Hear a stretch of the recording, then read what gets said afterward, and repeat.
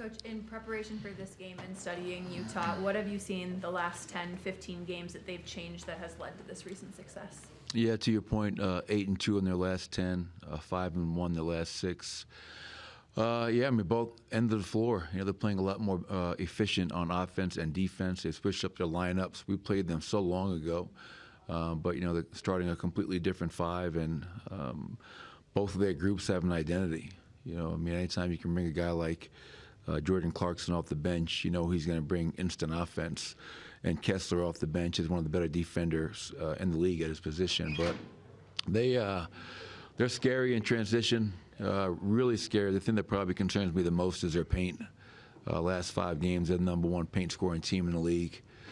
And they had 72 in the paint against Philly. They had 68 against Detroit, 66 against Dallas. So Sexton and Dunn do a really good job of, in the open court, attacking, getting into the paint. They dominate the offensive glass. That's another big concern of mine. And because they're so aggressive in getting downhill attacking the paint, they get to the free throw line a lot. So a team that is playing very well at home and on the road, and we'll definitely have our hands full tonight. Coach, why has it been so hard for the Nuggets to win in this building, in this city, against Utah? I know they've had good teams most of the time. Yeah, I think it's a nightlife. You know, I think it's a nightlife. The night before, it's Salt Lake City and South Beach. You know, those are probably the two cities that you have to worry about your guys a lot. That's a good question, Chris. I'm not really sure. You know, Will does a really good job, very good coach. They're organized. We're going to see a lot of different defenses tonight. They throw out zone, man, box and one, pressure back to zone. So we'll see a little bit of everything tonight. So you got to take care of the ball. And I think their crowd is terrific. You know, this is a tough place to play. You know, this is their fans are great fans behind this team when they're rolling, or maybe if they're not, they're always going to be here though. And so, and to your point, that's why I know every time we come in this gym, it's going to be, if you're going to get a win here, you're going to have to earn it. They're not going to give it to you, and that's going to be the case again tonight. Michael, you play the most minutes with 5 starters on the floor. You've done this for a little while. Is this unique to this group, or is that something you just, if I went back and looked at Sacramento, would you have done the same thing there? Is this something you fundamentally believe in?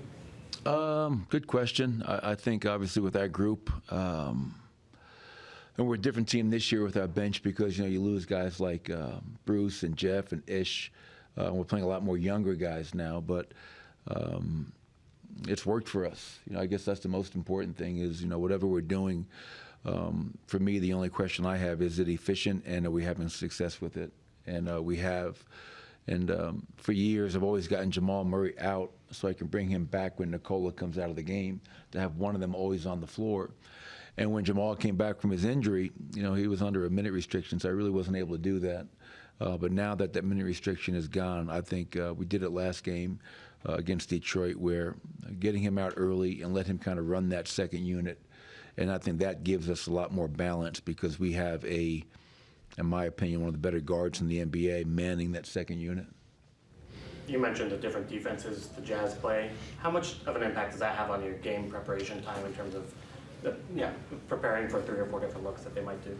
Yeah, I mean, the good thing for us is through the years, you know, in our starting group, we've been together for a while. We've seen almost everything you can, you know, we've seen box and one before.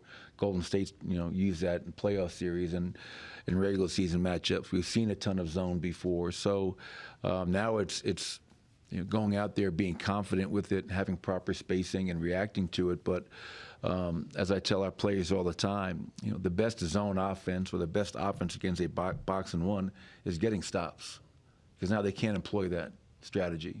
If we're taking the ball out of the net for 48 minutes tonight and they're able to use all their different defenses, it's going to probably have an effect on us. But yeah, we went through it yesterday in our practice. We walked through it again this morning, but you know, there wasn't 20,000 screaming people in the stands, and so we'll see how it goes tonight. But I think our guys are ready. To your point, reacting to that, do you mean like the reaction, like once they cross half court, recognizing the defense and how much time it takes to actually get into the offense from that point? Yeah, I mean, that's part of it, definitely, is, and not overthinking it. I mean, like, this is not college where when you play a zone, the center can stand in the middle of the paint. So if we call a man-to-man play and they're in zone, run the play. It doesn't matter what they're in. I think a lot of times you see in the NBA and I always laugh, especially younger players. They'll come down, they'll look at the bench with this panic look. They're in zone. It's okay. Just run the play. And if you have proper spacing, you take care of the ball, and hopefully you generate a good look. But yes, the reaction of recognizing, reacting in a timely manner so you're not playing against the shot clock. When we were here for your second visit last year, I asked you why you were a championship team, and you answered this very strong, definitive answer that turned out to be very accurate. Go back, when did you know you had a championship team? Well, I knew we had a chance to win a championship probably in the bubble. You know, I mean, we were healthy, and we took the Lakers. We got to Western Conference Finals, and then unfortunately, right after that, we just had some devastating injuries that never allowed us to be whole in the postseason. And you can be the best coach in the world, but if you don't have a Jamal Murray at your disposal, if you don't have a Michael Porter at your disposal, that's going to really hurt you. And I felt that once we got back healthy, and obviously adding a KCP was a tremendous signing. Jeff Green and Bruce Brown, those guys helped. But our core group of Jamal and Michael and Nikola and Aaron being healthy, I knew that we had a chance to win a championship if health was there. And last year, knock on wood, that was the case. One more question? Let me ask follow up with Sarah's question there. You have every play should work on the zone and man-to-man. Is that what you're saying? If regardless of what they're in, run the play, that means... Yeah, I mean, and we definitely have certain plays that we would label as zone plays, but I think a lot of times, it's no matter what they're in, some of the best zone offenses just run your man stuff. You know what I mean? Because there's a lot more movement, and have that, because when you see a zone offense, a lot of times it's stationary. Guys go around the perimeter, they make the zone defense, their job that much easier. But when you have passing and cutting and ball reversal and screens, you're putting a lot more pressure on that zone, forcing them to communicate, and hopefully you want to collapse that zone to open up shots. But our best zone offense is getting the ball to Nikola Jokic. That's our best man offense, our zone offense, side out of bounds offense, and baseline out of bounds offense. When he gets the ball in the middle, we get great looks, and that's been our best zone offense for years, to be quite frank. What a luxury. Yes, it is. And I never take it for granted.